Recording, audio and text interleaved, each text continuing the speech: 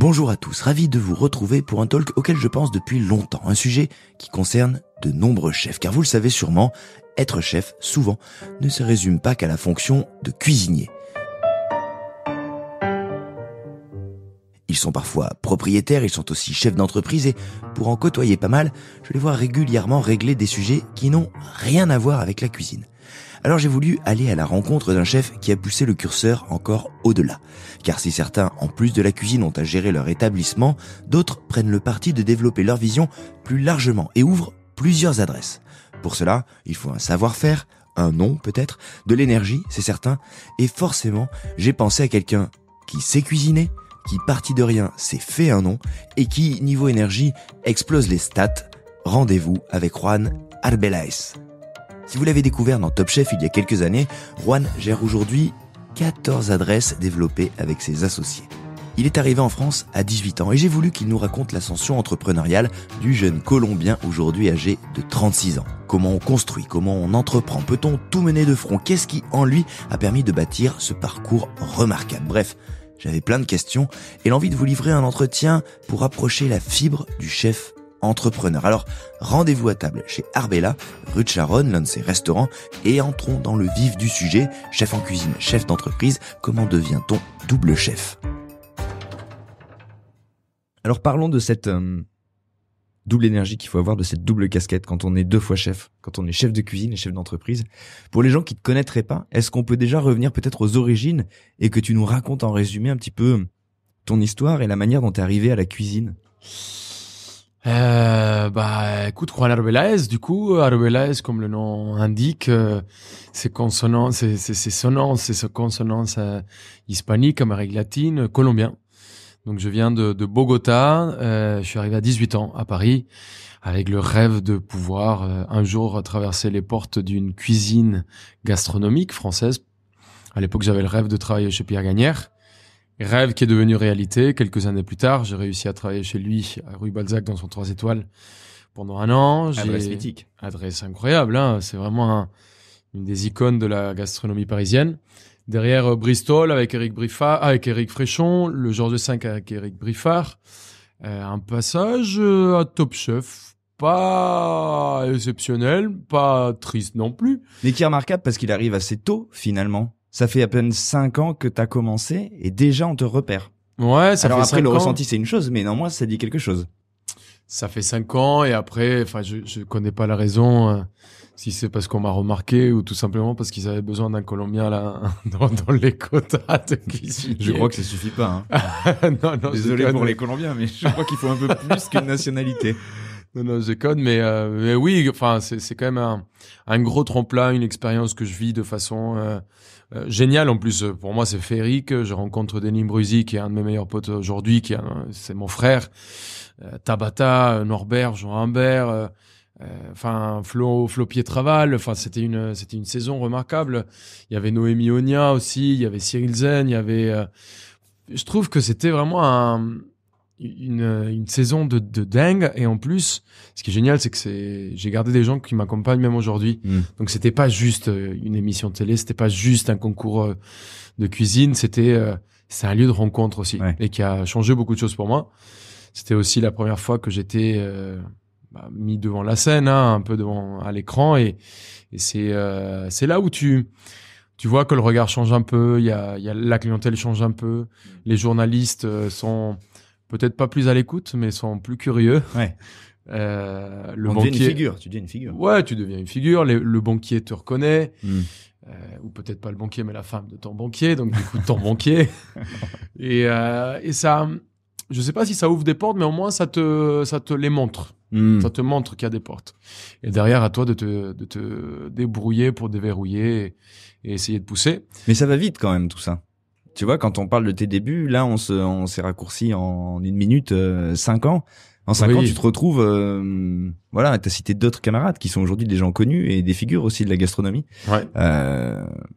5 ans après avoir débuté une formation, puis avoir enchaîné évidemment des grandes maisons, c'est pas mal. Ça va vite. Est-ce que t'as conscience que ça va vite à ce moment-là? Alors ça va vite, mais je suis aussi conscient que ça va vite, mais ça va vite pas pour tout le monde. C'est pas une équation, tu vois, c'est pas parce que t'arrives, et tu fais Top Chef que les choses vont vite. Il y a Mais au-delà de Top Chef, même tes expériences, t'es quand même arrivé. Tu vois, t'arrives avec le rêve de Pierre Gagnère, 1 an ou 2 à peine. Après, t'es chez lui. Mais c'est marrant parce que ça va vite et finalement, quand je le vis, je me rends pas compte que ça va vite. J'arrive chez Pierre Gagnère, j'ai Top Chef, j'ouvre mon premier resto, j'en ai 14 aujourd'hui, un groupe de restauration, une demeure d'épicerie, je me retourne, je regarde et je dis mais à quel moment c'est passé? En fait, ça va tellement vite, mais en même temps, j'ai toujours eu un amour et une passion pour ce métier. J'ai toujours été tellement heureux et tellement conscient de la chance que j'avais de pouvoir venir dans ce pays et vivre dans mon métier. J'ai toujours je pense, une énorme, ça c'est important à avoir, c'est cette conscience de la vie aussi incroyable que j'ai. De pouvoir vivre de mon métier, de pouvoir vivre de ma passion, de mon métier qui me passionne, et de profiter de chaque instant. Donc finalement, oui, ça va vite, mais aussi parce que je travaille beaucoup. C'est que je suis tellement en train de vivre un rêve que pour moi, finalement, c'est presque pas un taf. Et c'est lundi, c'est dimanche, c'est jeudi, c'est minuit, c'est midi, c'est 14h, c'est 16h, c'est 17, peu importe. En fait, je suis prêt à tout dérouiller pour travailler et pour donner tout à mon métier. Donc ça va vite, mais je pense aussi parce que je donne beaucoup. Et... Alors, des gens qui donnent beaucoup dans le milieu de la restauration, il y en a pas mal. Et moi, j'ai entendu beaucoup de chefs me raconter leur histoire et l'histoire de toute leur vie. Et quand tu me parles de ton premier restaurant que t'as cité, c'était à Boulogne, c'était ça? C'était celui de Boulogne. Plancha, exactement. C'est 2013, c'est ça? Ouais. Là, encore une fois, pardon de te ramener à cette chronologie, mais t'ouvres ton premier restaurant à peine 6 ans après être arrivé en France. Ouais. D'où venait cette envie? Parce que là aussi, ça allait vite. Non, mais c'est marrant comme tu le décris, parce que c'est vrai, ça va vite. Il y a pas beaucoup de chefs qui démarrent une formation, tu vois, et qui 6 ans après, bam. Ouais, mais ça a l'air presque simple, tu sais, quand on le raconte comme ça. Ça allait forcément pas autant. Les faces cachées, je pense que c'est pour ça qu'on est là. C'est pour découvrir ces faces cachées. Écoute, ça fait 6 ans que je suis en France. Je travaille à l'époque chez Jean Humbert à l'Acajou. Ça fait 1 an et demi que je suis chez lui. J'ai fait un peu le tour. Je suis un peu bouillonnant. Je suis trop jeune. Je suis un peu bête. Je suis un peu presque trop sûr de moi. Il y a un gars qui vient manger au bar, un Colombien, Enrique Solano, et qui me dit j'ai un resto à Boulogne, rue Gallieni, c'est loin des métros, c'est face à une caserne de pompiers, j'ai pas la licence 4, c'est un peu galère, ça fait longtemps que je suis dedans, ça marche pas, j'ai des comptes courants, je sais pas quoi faire. Et je suis à 2 doigts peut-être de couler. Et je dis, tu sais quoi, attends, je vais venir demain, j'arrive, je regarde. J'arrive au resto et il a un four Convotherm 6 étages, une plaque à induction et c'est tout quoi. Quelques plaques inox. Il a 35 places assises. Et effectivement, c'est un lieu maudit, c'est un lieu où il y a rien qui a marché. Je me souviens d'être devant, il y a un voisin qui passe et qui me dit c'est le lieu qui n'a jamais marché. Et c'est drôle parce que je sais pas pourquoi, de façon kamikaze et complètement, encore une fois bête, peut-être un peu autosuffisante, je dis à Enrique, écoute, si tu veux, moi je cherche un projet, j'ai pas d'argent, j'ai 2000 balles en poche, si tu veux, on s'associe. J'ai pas les moyens de t'acheter les parts, mais je peux te les acheter avec du taf. Et si ça marche, on divise les gains. Si ça marche pas, on divise les pertes. Ce qui est complètement débile parce que j'ai pas de quoi payer les pertes. Mais on se tape. Pas le choix. J'ai pas le choix. On se tape dans la main et c'est un mois de juin. On fait un mois de juin, juillet, août à faire 0 ou 2 couverts par service, hyper dur. On se posait, on allumait le midi, on allumait le soir, on allumait 7-7. Je me suis dit que il fallait que les gens qui passent devant voient les lumières allumées. J'ai passé 3 mois vraiment dans un moment très dur, à un moment en plus j'ai même pas de quoi payer mon loyer. Donc je rends mon appartement et j'habite à la cave de mon resto où je pose mes valises et je dors dans l'épicerie pendant quasiment 1 mois et demi. Je cache ça à ma famille, je cache ça à tout le monde parce que c'est impossible que les gens sachent que je dors dans mon resto dans la cave. Et finalement, au mois de septembre, il y a un mec qui débarque. J'ai fait 4 couverts ce soir-là. Il y a Roxane en salle, je suis en cuisine, on n'est que tous les deux. Et il y a un couple qui rentre assez sympa. un peu curieux de la cuisine. Donc on pousse un peu. Je me souviens qu'il a mangé une terrine de joue de cochon ibérique avec du poulpe. J'avais fait un condiment à base de piment Niora. Je me souviens de cette entrée. Et en plat, il avait un bœuf confit avec une polenta crémeuse et une émulsion jalapenos. J'ai encore le souvenir de son menu. C'était il y a 10 ans quand même. C'était il y a 11 ans, ouais, bientôt 11. Et ils mangent ça, ils partent, on discute au départ quand ils se barrent. Et il me dit, écoute, moi c'était génial, j'ai vécu un super moment. J'ai un truc qui s'appelle le blog de Boulogne. Et moi je dis le blog. Enfin, à l'époque je regardais même pas. Enfin, c'est Thomas. On parle de Thomas. Thomas Clément.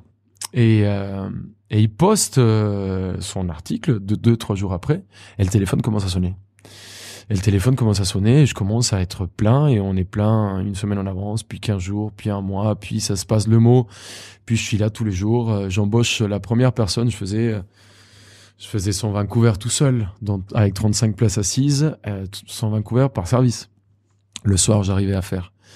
Et c'était un petit bistrot qui est passé de faire 25 000 euros par mois à faire 110 ou 115 000. Ouais. Petite pensée pour le voisin qui était passé en disant ça marche jamais. Et qui est devenu client. Donc le truc, il explose, mais j'ai un souvenir de perdre 10 ou 12 kilos en 3 mois, de très peu dormir, de me couper, de même pas cicatriser parce que le corps était tellement fatigué que ça ne fonctionnait pas. Et qu'est-ce qui te fait tenir? Parce que là, pour le coup, on se parle d'une expérience qui est assez extrême.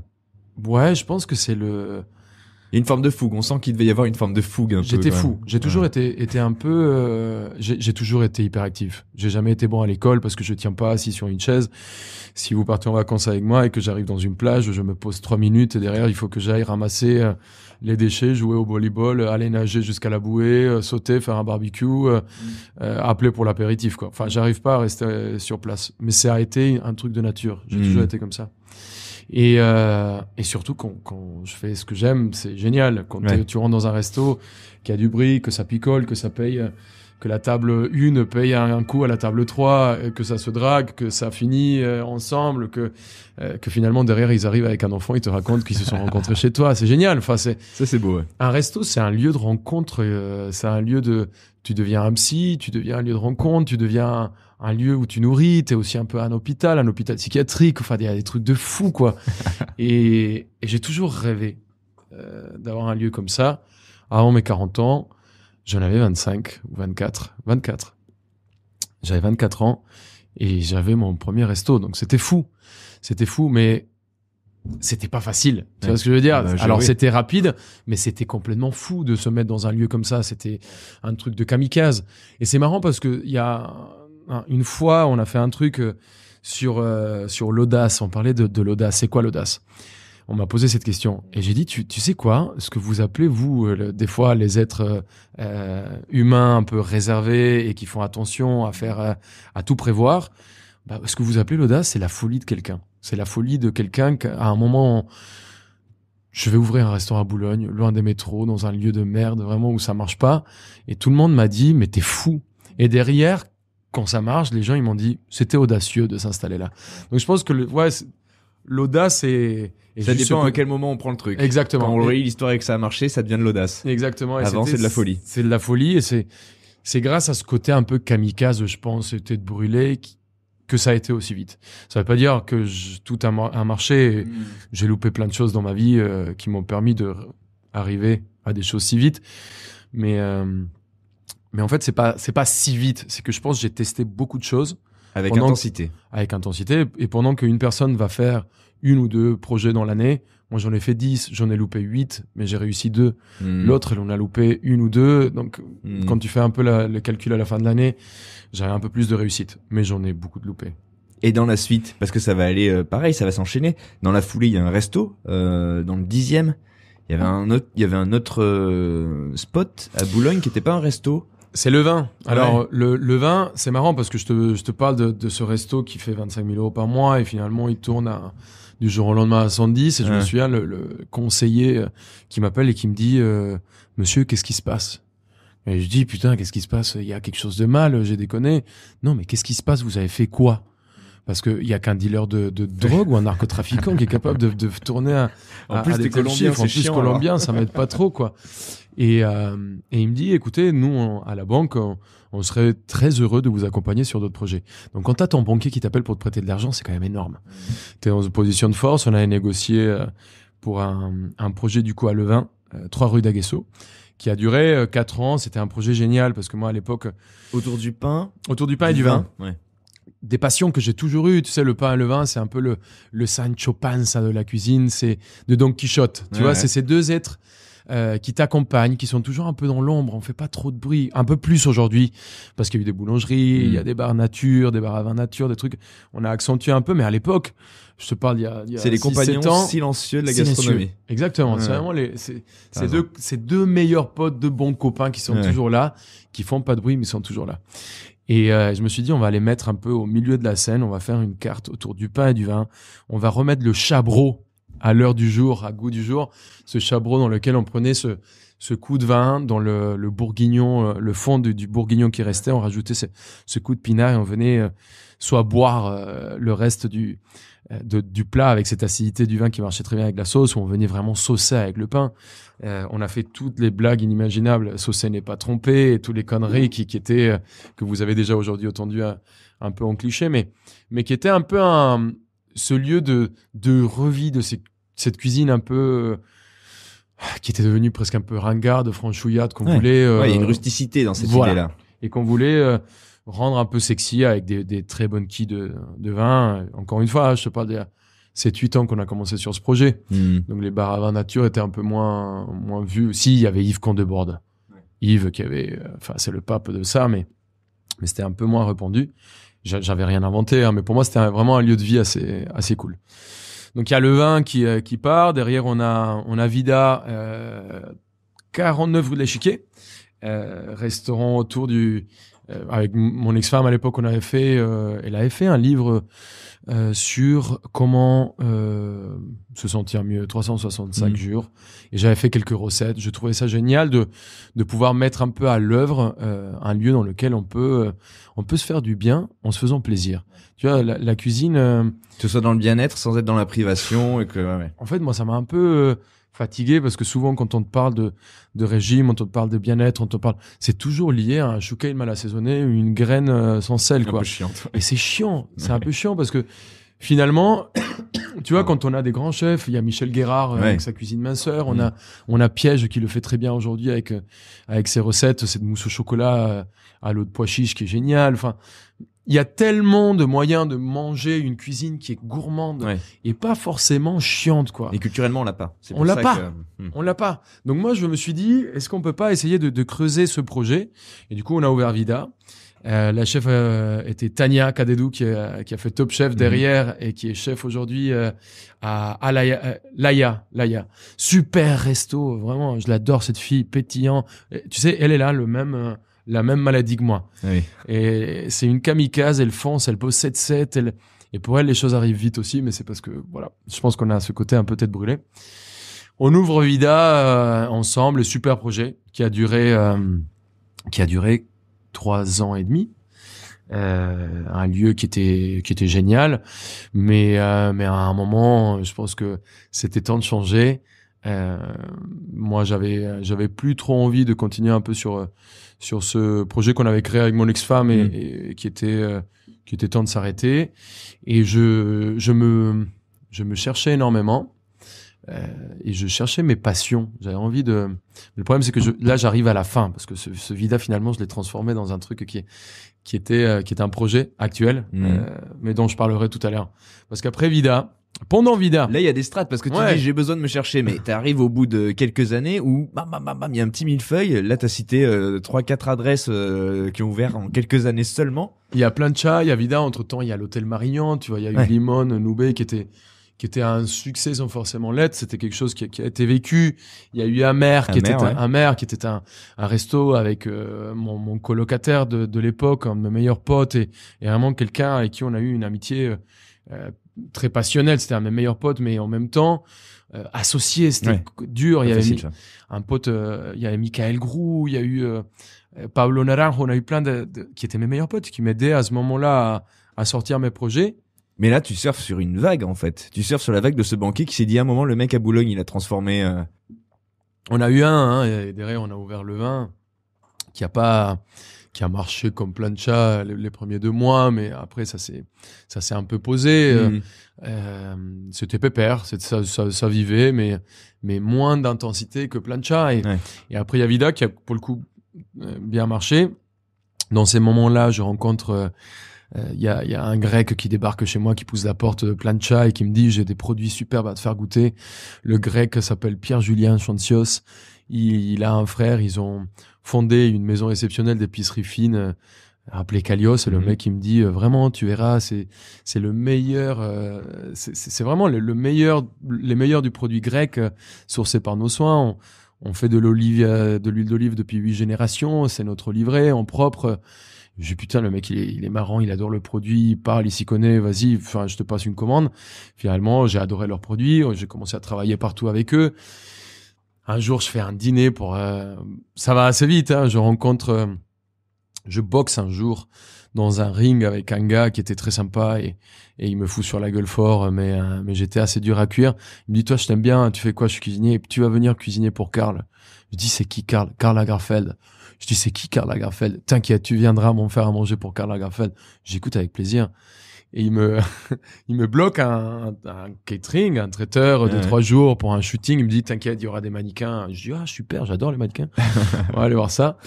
Cara Delevingne, c'est ça, Cara Delevingne, qui était la mannequin de Chanel, je crois, à l'époque. C'est une des muses de Lagerfeld, bien sûr. La muse de Lagerfeld. Et on fait à manger dans un truc à Saint-Denis, tout en briques, décor exceptionnel. Et en fin de repas, je fumais à l'époque. Je sors pour fumer une clope. Et à côté, je vois Pierre-Julien Chancios et Greg qui sont en train de charger leur camion de livraison. Je dis: les gars, qu'est-ce que vous faites là? Bah, c'est nos entrepôts.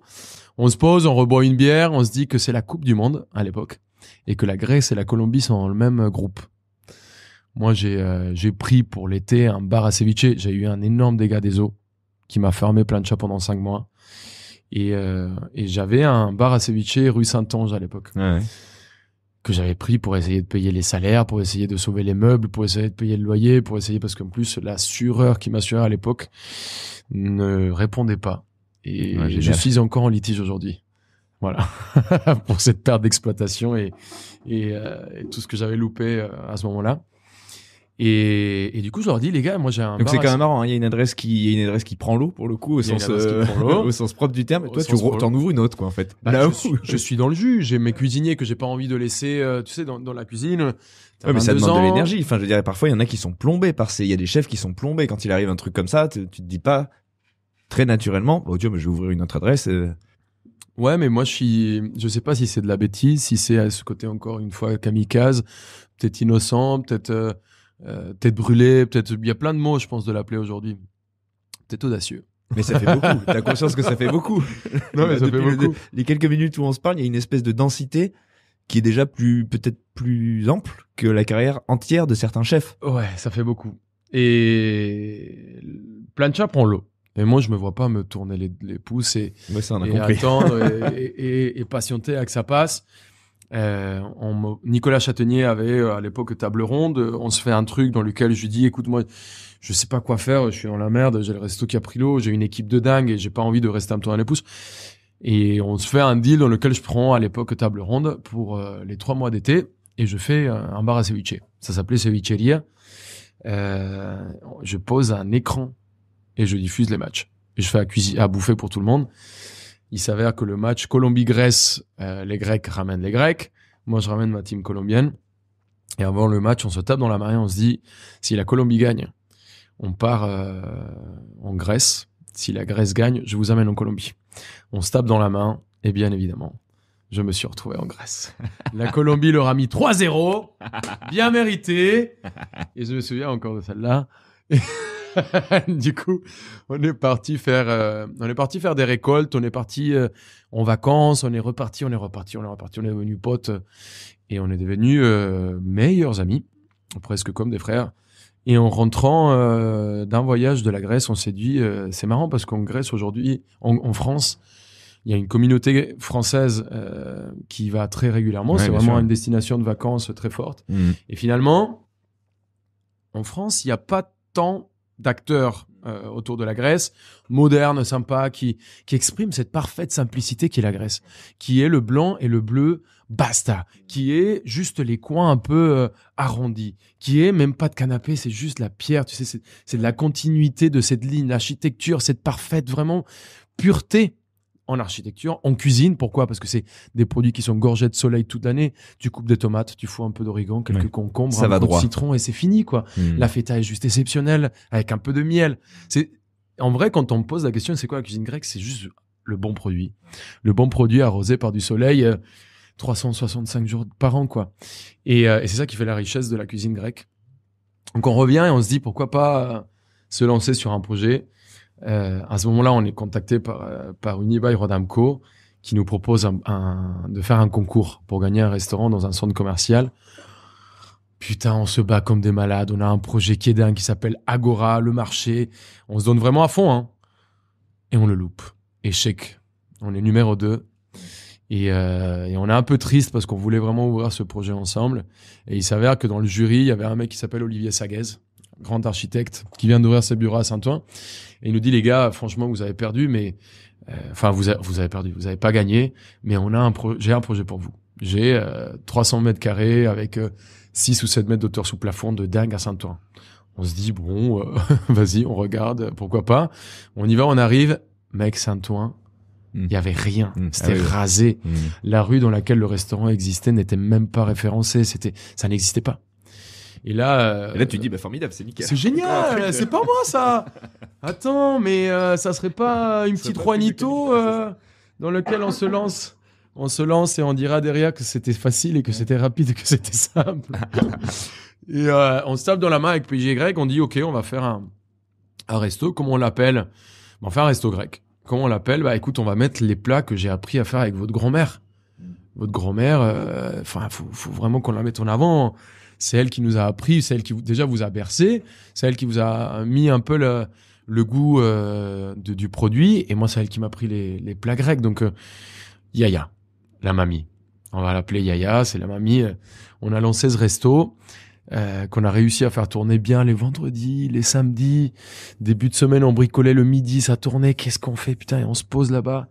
C'est notre première affaire. On est les trois sur un bar à coudées, on se dit qu'est-ce qu'on fait les gars, faut vraiment qu'on fasse péter ce lieu parce que c'est gros, faut le faire tourner. On est à Saint-Ouen, vraiment personne nous connaît. Et Greg et PJ, on se pose autour d'une bière un peu dépité, on dit si les jeudis on faisait une piquilia, un cochon entier, un cochon de lait, et toi t'invites 20 potes ou moi j'invite 30 potes et toi t'en invites 20, ça va faire 80 personnes, on va faire une petite fête, on fait 15 ou 20 euros par tête et on se marre, quoi. Vas-y, on se tape dans la main. On invite chacun 30 potes et on se retrouve à faire 150 personnes à Saint-Ouen, un jeudi. Et on se dit, putain, moi je me fais surprendre, j'avais plus rien, je fais des frites minutes, je fais du tzatziki assaisonné, je me débrouille comme je peux. On fait 150 couverts, on se dit, mais les gars, on tient un truc. C'est possible. C'est possible. On fait un groupe Facebook. On communique un peu sur Instagram. À l'époque, je devais avoir, 10 000 followers ou à peine. On fait un groupe, on invite 150 personnes et on se retrouve à faire 250 personnes à Saint-Ouen. Truc de malade. Vraiment, c'est un truc de malade. Les 250 personnes, sur les 250, il y en a 50 qui nous envoient un message pour dire c'est quand la prochaine Yaya Party. On appelle ça la Yaya Party. Et on lance la Yaya Party tous les jeudis. Et on fait une guerre. On monte finalement des fêtes jusqu'à 1000 personnes dans lesquelles on est obligé de ramener des chiottes. On ramenait 6 toilettes extérieures. On avait 5 videurs qui venaient pour gérer le flux. On passait 300 bouteilles de champagne. C'était la guerre. Vraiment, c'était la guerre. Saint-Ouen se développe.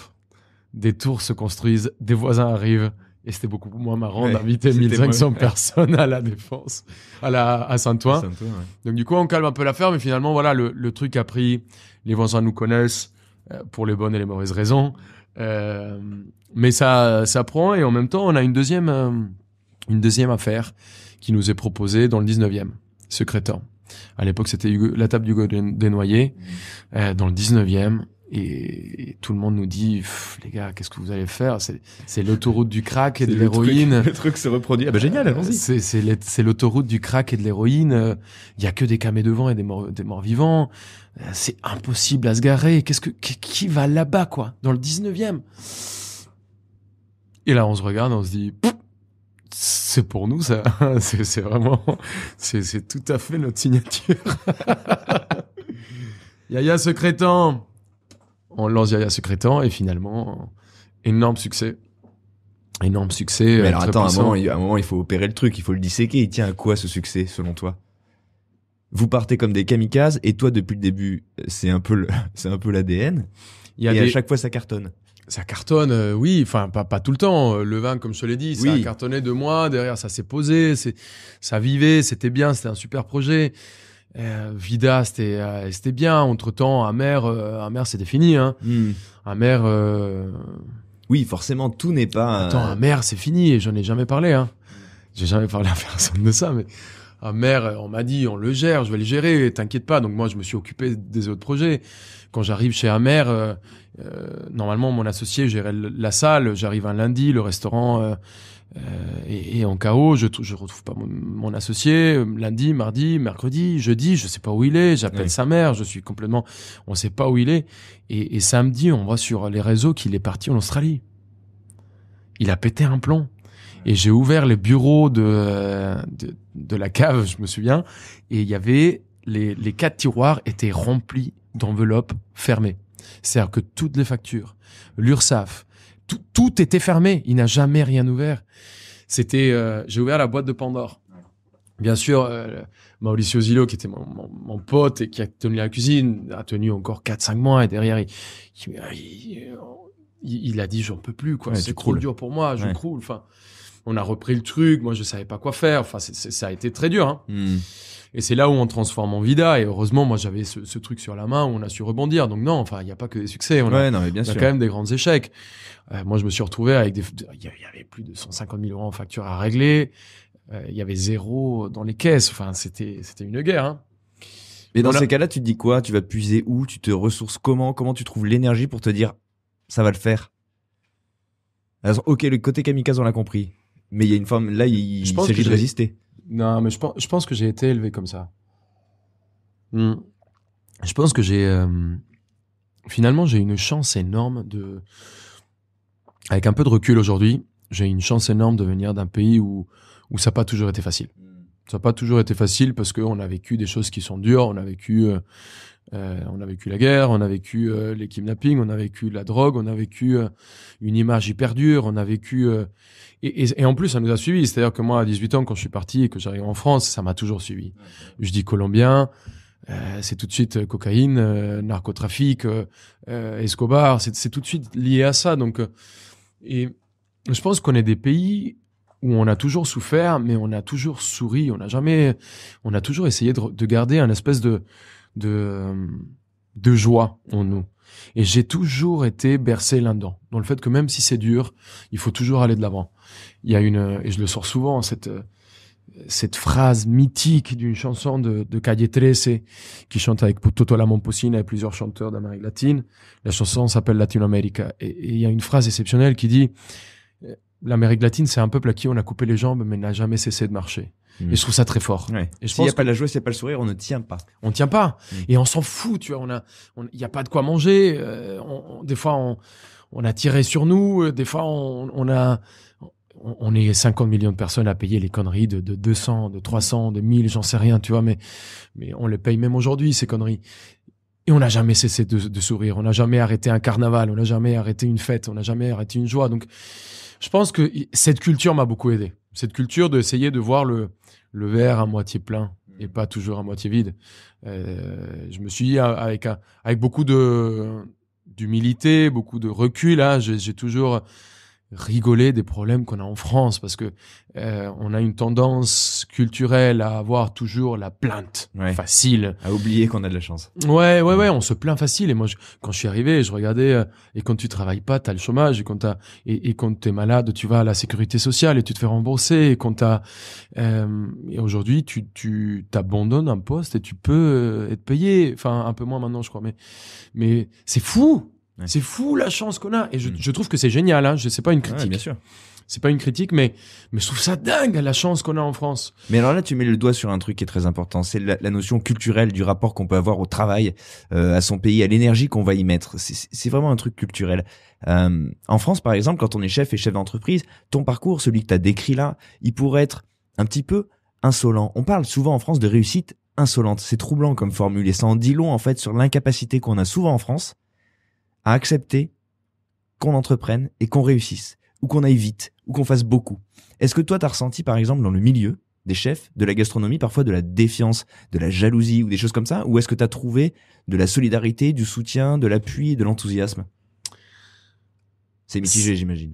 Ouais, alors, c'est mitigé, parce qu'en vrai, moi, j'ai eu la chance de prendre un chemin qui était un chemin que personne avait pris, hein, en vrai. Enfin, des chefs qui... Si tu vois, les chefs en général, ils sont à la course aux étoiles, ils sont à la course ceux qui veulent pas d'étoiles veulent le fooding, ceux qui veulent pas le fooding veulent le goemio, ceux qui veulent pas le goemio veulent tous les bobos parisiens qui sont chez eux. Moi, enfin, j'étais le Colombien qui faisait du grec à Saint-Ouen.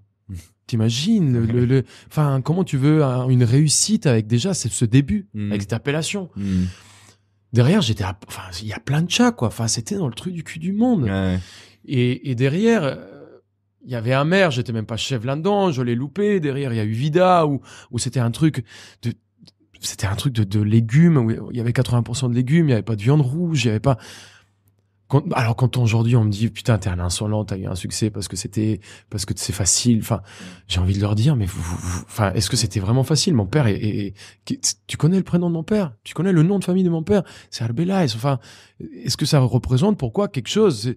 C'est pas Rothschild, c'est pas Dupont, c'est pas enfin j'en sais rien, tu vois. Je viens de nulle part. Quand je suis arrivé en France, Et puis t'as relevé des défis sur lesquels personne ne serait allé, en l'occurrence, ou peu de gens. Ou peut-être peu de gens, et je sais pas si c'était encore une fois de la débilité ou tête brûlée. Ou est-ce qu'il y a eu de la jalousie? Oui, bien sûr. Quand t'as de la réussite, il y a toujours de la jalousie. Je pense que il y a pas une seule personne dans cette planète qui a jamais fait une allusion ou qui a pas pensé Juan il réussit ou il a cette énergie parce qu'il se coque. Tiens, oui. On va mettre le noix dedans directement. Colombie, cocaïne, Juan, chef, énergie.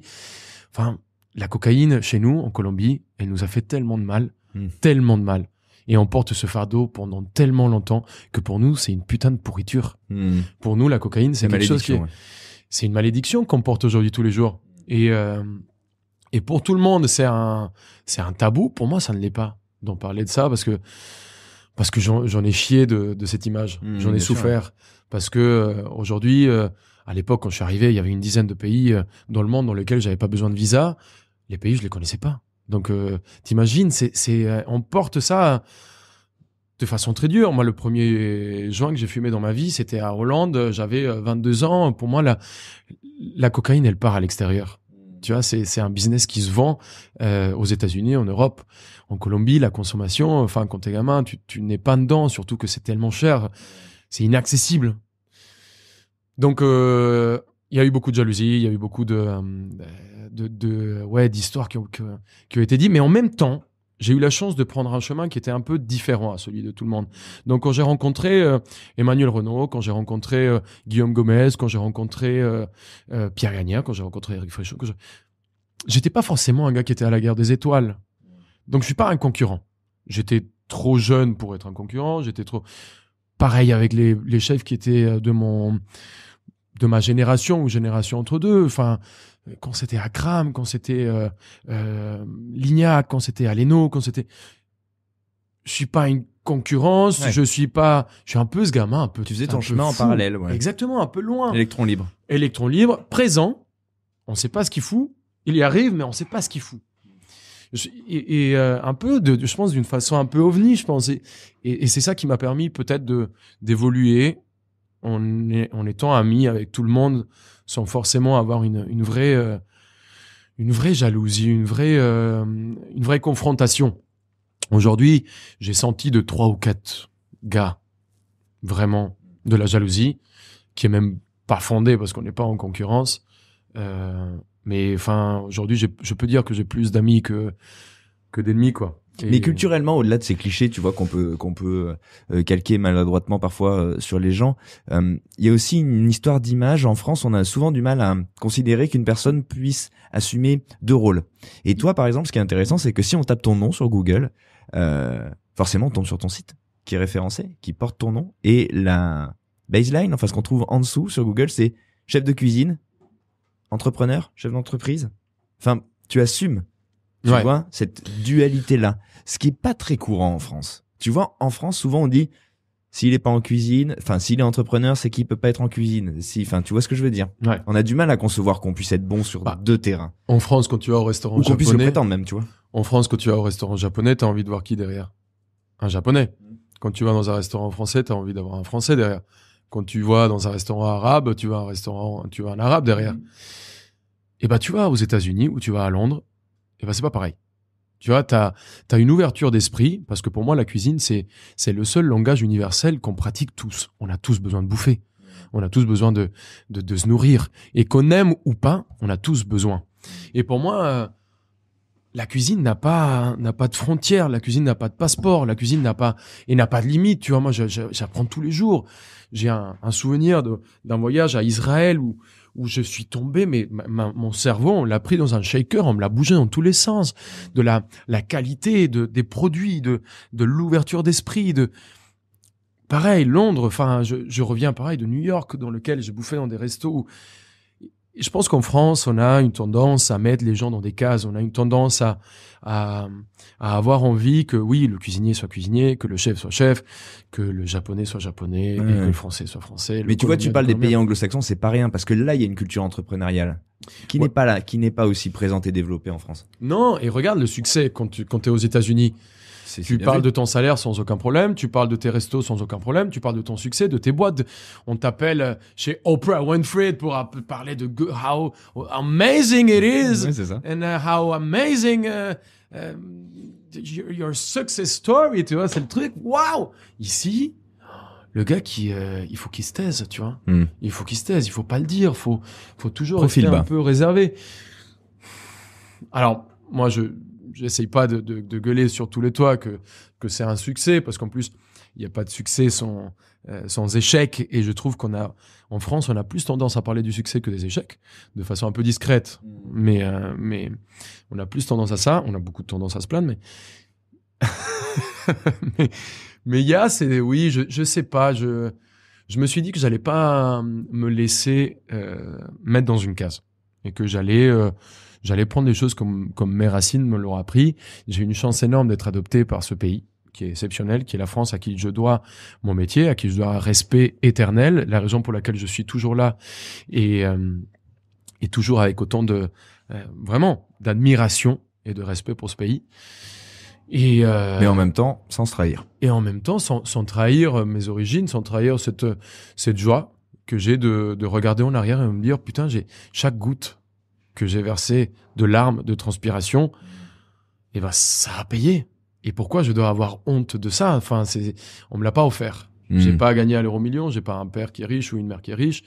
J'ai pas eu un gars ou un fonds d'investissement qui a mis de l'argent sur moi. Je suis allé dans des quartiers claqués, ouvrir des restos et ça a marché. Dans des lieux daubés et ça a marché. Et je critique pas encore une fois, je critique pas la success story de quelqu'un qui se place dans le 8e, 16e, 15e dans un grand axe. Je trouve ça formidable et avoir les couilles de prendre, pardon, hein, je sais pas si on a le droit de dire des grands mots dans ton podcast, mais avoir les couilles de prendre un énorme prêt à 2 millions et s'installer dans une énorme rue passante. Il faut les faire aussi, hein. Faut le faire. Il n'y a pas de bonne ou mauvaise équation. Juste, moi, j'ai choisi ce truc qui était mon chemin. Et franchement, je suis content. Vraiment, j'en ai chié. Hein. Et les larmes, elles étaient là. Et oui, c'était rapide, mais c'était pas facile. La maturité, là, dont on parle un petit peu aujourd'hui, qui vient de l'expérience, qu'est-ce qu'on en tire? T'en es pas à la fin de ta carrière. Hein. T'as pas l'âge d'un mec en fin de carrière. Et puis surtout, t'as trop d'énergie pour en être à la fin. Mais si on devait déjà tirer quelques trucs, selon toi, qu'est-ce qui fait un bon entrepreneur et un bon chef? C'est quoi qui, sur chacun des terrains, sont des véritables armes? Il y en a tellement, enfin c'est horrible, mais être chef d'entreprise et être entrepreneur, c'est tellement difficile et c'est tellement compliqué et t'as tellement de responsabilités et t'as tellement de... Tu vois, il y a une image... tu traînes quand même tu traînes la boîte, c'est toi l'énergie qui porte un peu le mouvement qui est suivi derrière par tous les gens qui travaillent aussi pour toi. Je pense qu'il faut vraiment savoir s'entourer. Ça, c'est la première. Vraiment la première. Moi, pour moi, l'histoire et je vois souvent dans le truc anglo-saxon, on voit, et ça, c'est une erreur. On voit souvent le self-made man. Et ça, ouais. pour moi, ça n'existe pas. Ça, franchement, je mets dans une, avec tous les putains de clichés et tous les critiques et la critique facile qu'on a, je la mets dans une cheminée, je mets de l'essence et je la brûle parce que franchement, le self-made man n'existe pas. Il y a pas un seul mec et meuf. Il y a pas une seule success story qui se soit débrouillé tout seul. Personne, parce qu'à c'est un mauvais mythe, c'est un mauvais modèle. C'est un mauvais modèle parce qu'à chaque fois dans notre chemin, on a croisé une personne qui nous a donné un conseil, un coup de pouce, $1, qui nous a ouvert la porte, qui nous a présenté la bonne personne. Impossible. Et moi aujourd'hui, que ça soit les associés avec qui je suis aujourd'hui, qui sont PJ et Greg, ou que ça soit ceux que j'ai perdus en cours de route, et que c'est des pertes très tristes aujourd'hui avec beaucoup de recul, parce que c'était mes amis.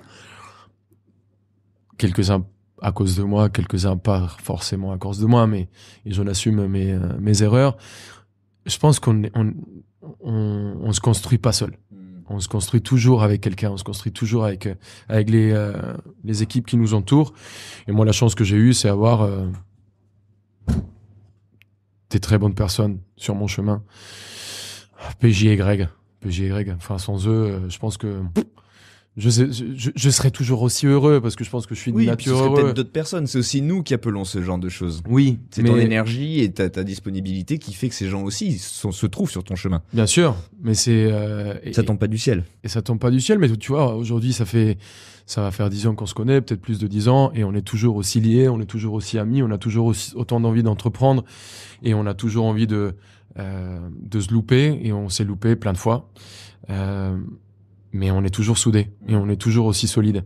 Et on a versé des larmes, on a versé des gouttes de sueur aussi. Et pareil, je pense qu'avec beaucoup de maturité, on regarde en arrière, on se dit qu'on nous l'a pas offert.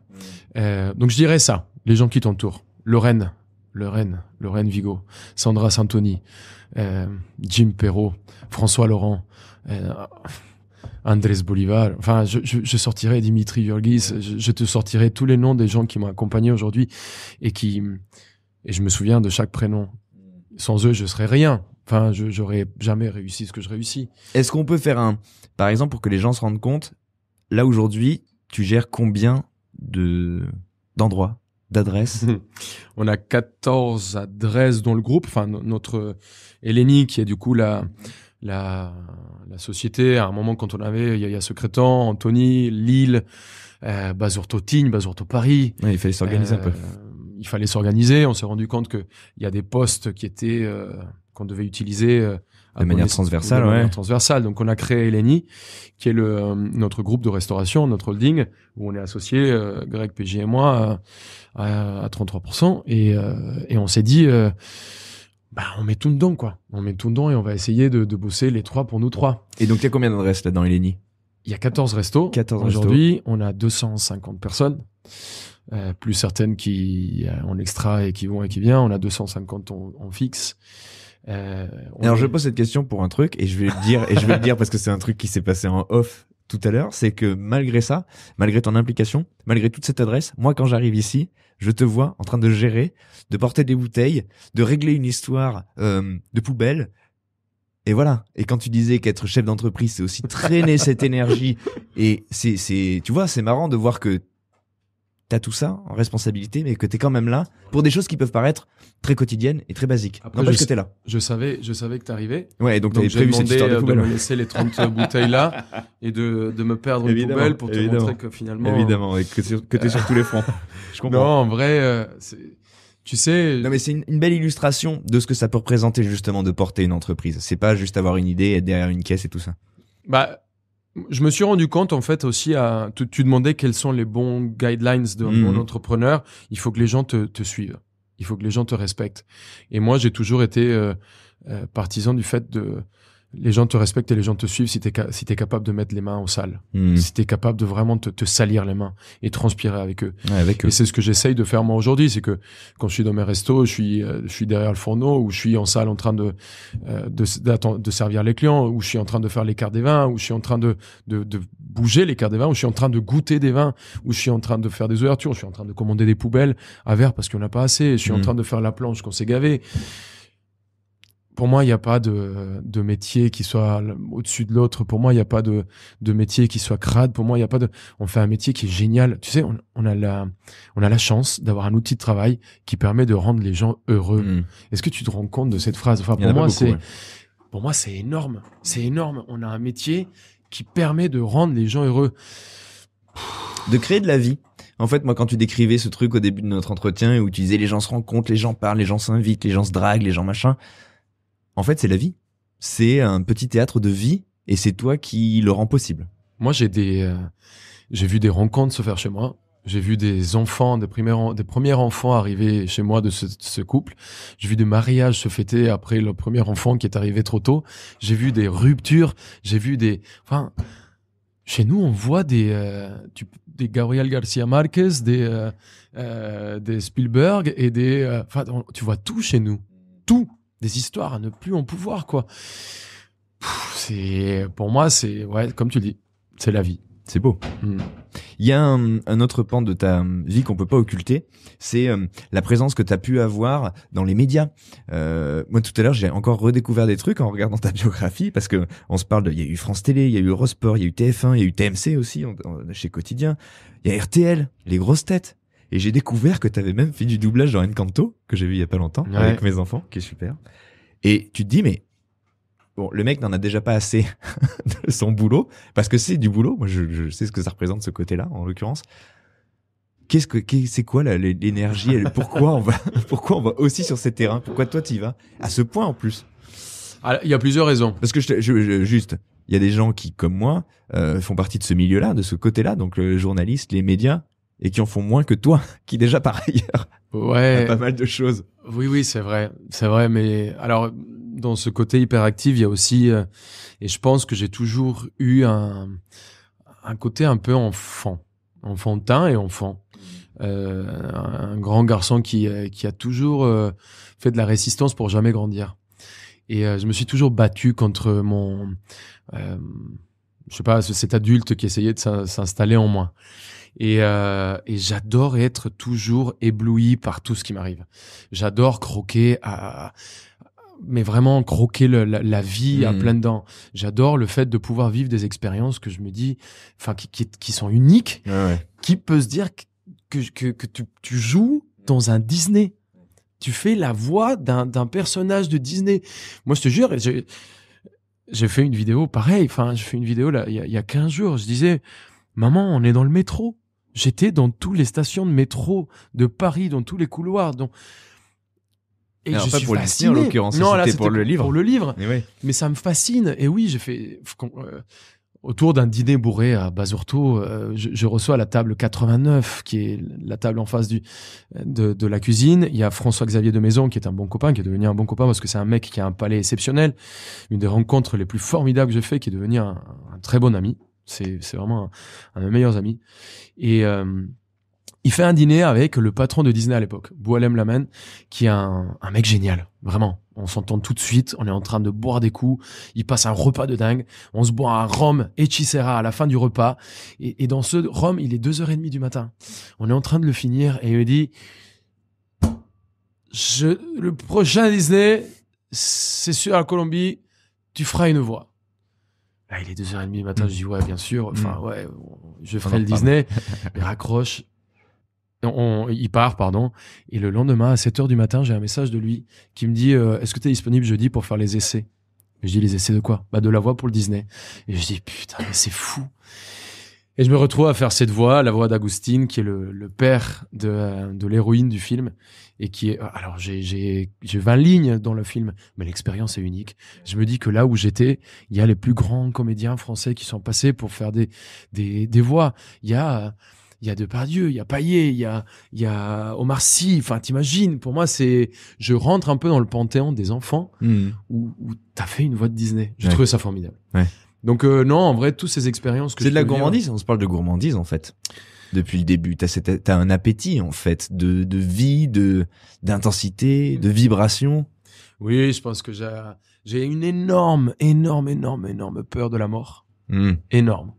J'ai toujours eu une panique monstrueuse de la mort, mais vraiment, j'ai peur de l'avion parce que je le pilote pas et que je me dis à tout moment ça va tomber et tout s'arrête. J'ai peur d'être derrière dans un scooter. J'ai peur du moment où tout s'arrête. J'ai peur de cet instant et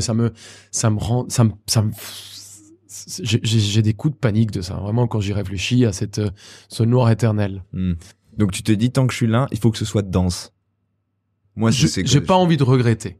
J'ai pas envie de regretter. J'ai envie de j'ai pas envie de faire n'importe quoi. Et avec la maturité, je choisis aujourd'hui un peu, peut-être avec un peu plus d'intelligence les projets, mais sans cette fougue du début, j'aurais peut-être vécu 10% de ce que j'ai vécu. Et oui, aujourd'hui, demain, on me propose de faire un film, de faire du théâtre, de faire de la comédie, de chanter. Je pense que je serais pas très bon. C'est vraiment... Ouais, c'est ça. À un moment, faut vraiment se rendre à l'évidence qu'il y a des trucs qui sont on n'ira pas. On n'ira pas. Faits pour nous. Mais ouais. Enfin, c'est cette fougue. J'aime bien la garder, cette fougue. Ouais.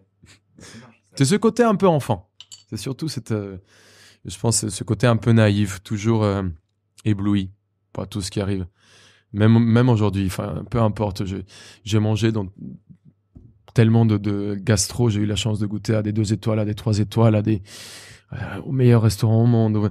Et je suis toujours tellement ébloui d'arriver dans n'importe quel endroit, que ça soit un boui-boui, de goûter un bon jambon bien tranché, une bonne omelette, juste bien fouettée, avec la ciboulette bien taillée. Enfin, je garde cette âme toujours éblouie de ce qui lui arrive. Et je me rends compte de la chance que j'ai. On s'est parlé des conseils qu'on pouvait donner aux gens, c'est peut-être celui-là qui est pas mal. De garder un petit peu cette... c'est pas de l'innocence, mais cette pureté à découvrir. Oui, je pense que... Et même qu'on soit, tu sais, l'omelette à 3 œufs bien battue avec la ciboulette, on la connaît par cœur, mais qu'est-ce qu'elle est bonne, quoi. Enfin, je pense que c'est ça, c'est se rendre compte de la chance qu'on a. J'ai eu peut-être aussi la chance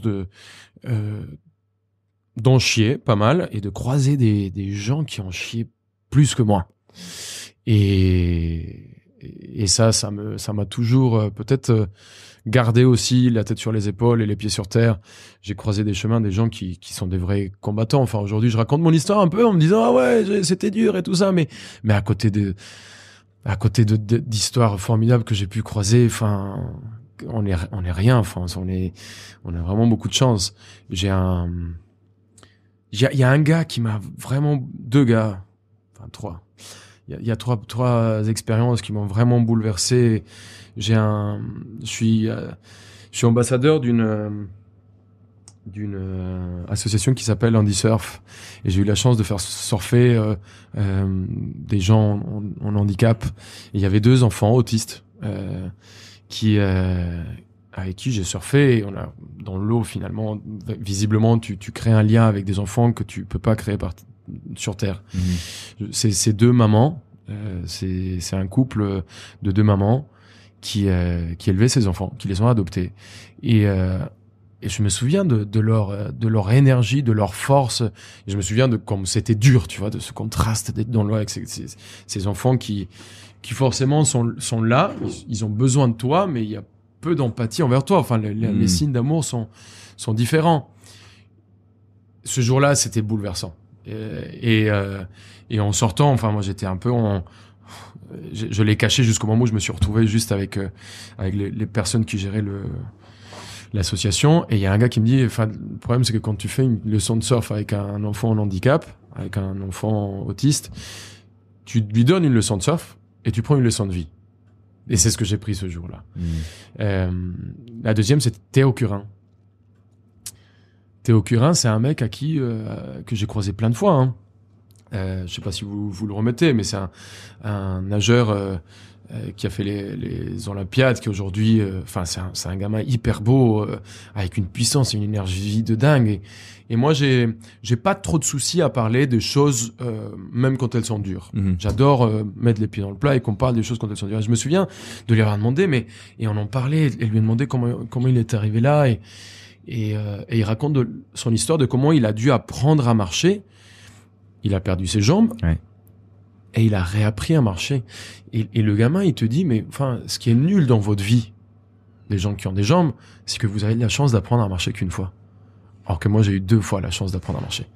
Et c'est ça, tu vois, c'est une phrase qui te donne l'exemple de voir le verre à moitié plein ou le verre à moitié vide. Et je l'ai trouvé toujours d'une force, ce gars.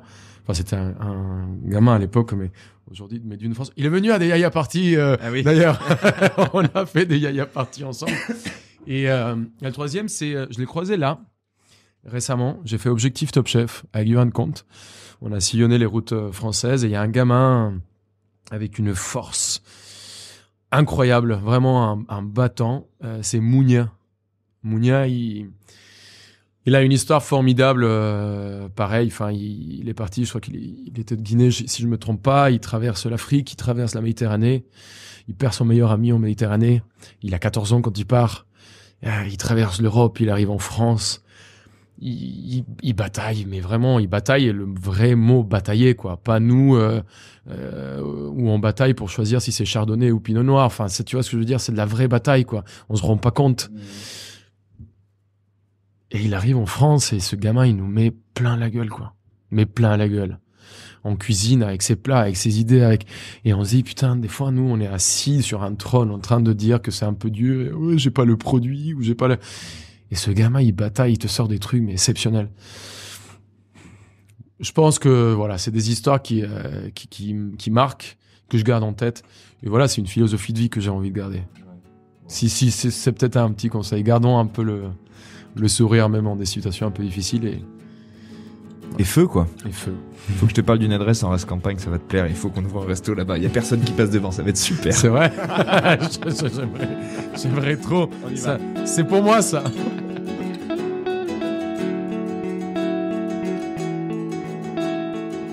Quand j'ai contacté Juan pour cet entretien, j'avais en tête le titre qu'il s'est donné sur son site internet, chef de cuisine et entrepreneur.